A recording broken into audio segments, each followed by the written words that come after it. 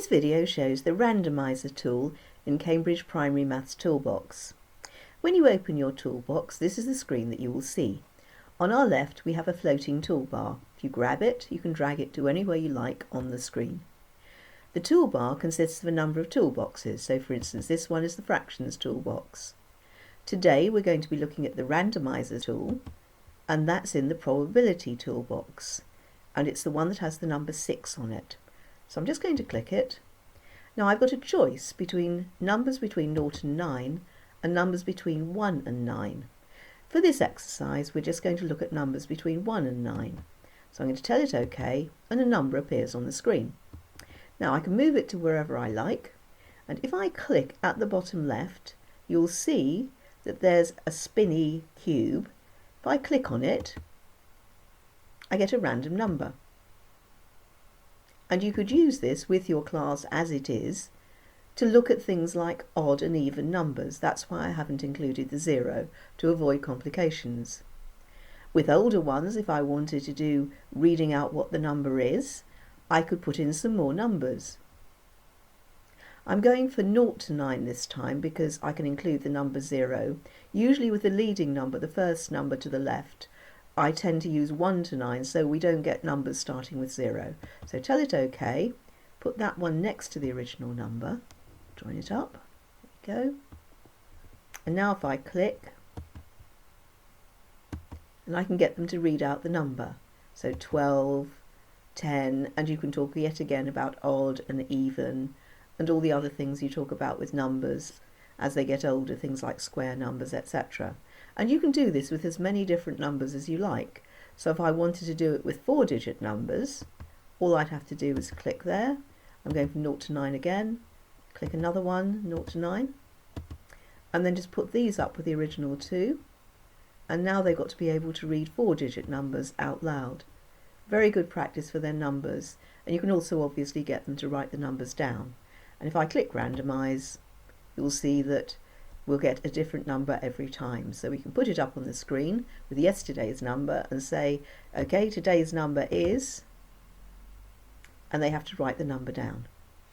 Now let's have a look at some other things that we can do with this. I've prepared a couple, so let's have a look at this. Here I put in the times sign and the equals sign just from the keyboard. To do that, I go into the pen tool, click on text, little text box will appear, and I can put in whatever it is I want and then move it to the appropriate place on the page. So very easy to set up a string of sums like this. Once you've done it once, you don't have to do it again. So I could set up a page. I've only put 4. We could use 12, 20, whatever it is you want to do. And if I click on one of the numbers, as you can see there's no randomizer tool here at the moment. Let me click on one of the numbers and you'll see the randomizer spinner. Click on it and you'll see that they all spin. And you can choose either whether to include the zeros as you saw or to leave the zeros out. So every day you can put up a series of different small multiplication sums, addition sums, whatever it is you want to do. Another idea is looking at divisibility tests. Now I know these aren't on the primary syllabus, but they combine adding up and division. So let's do something simple, which is divisibility by 3.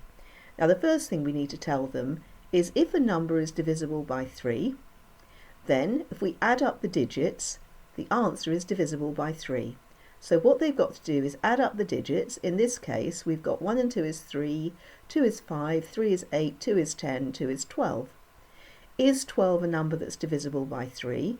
Well, they should know that from their tables, but if they don't, they can add the digits together of the 12. 2 and 1 makes 3, and that's certainly going to be a multiple of 3.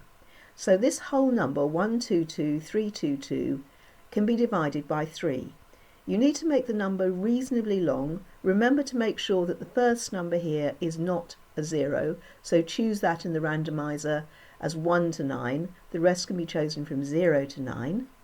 And then the next day when you want a different one to practice on, just click, and that yet again they have to add it up and decide whether or not it's divisible by 3.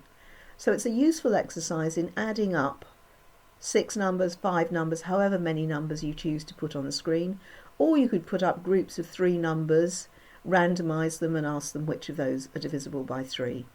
Obviously, the same divisibility test works for numbers divisible by 9. If we add the digits, if it's divisible by 9, then the whole number itself is divisible by 9.